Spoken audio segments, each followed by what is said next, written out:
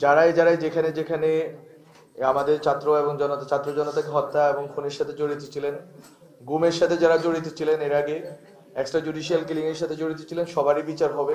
আগামী সপ্তাহে শেখ হাসিনার ফ্যাসিস্ট এবং খনি শেখ হাসিনার বিচার হবে। আমরা একটা রায় পাবো। এটা আমাদের শহীদ যারা হয়েছেন তাদের পরিবারকে অবশ্যই তাদের আম, একটা একটা ব্যথার উপশম হবে, তারা যেই কষ্টের ভিতর দিয়ে যাচ্ছেন। এর সাথে সাথে আরো অনেকেরই ট্রাইব্যুনালে বিচার কাজ চলতেছে, ট্রাইব্যুনাল অ্যাক্টিভ আছে এবং ট্রাইব্যুনালে আশা করি যে এবং পরবর্তী সরকারে যারা আসবেন সবাই এই বিচারের কার্যক্রম এগিয়ে নেবেন।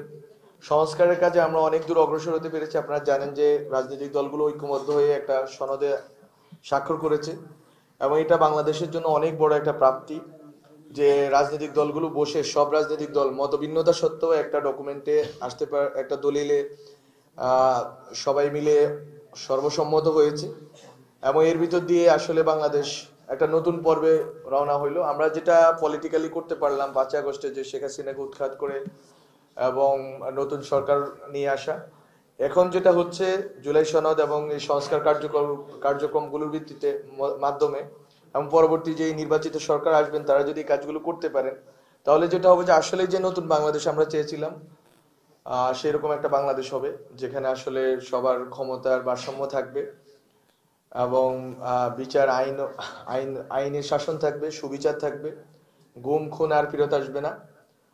তো আমরা যেই নতুন বাংলাদেশে ছিলাম, আমাদের শহীদ পরিবার, শহীদরা যেই বাংলাদেশে ছিল, আমাদের আহত যারা হয়েছে, যারা অঙ্গহানি হয়েছে, চক্ষু হারিয়েছে, তারা যে বাংলাদেশে ছিল ওই বাংলাদেশ আমরা পাবো।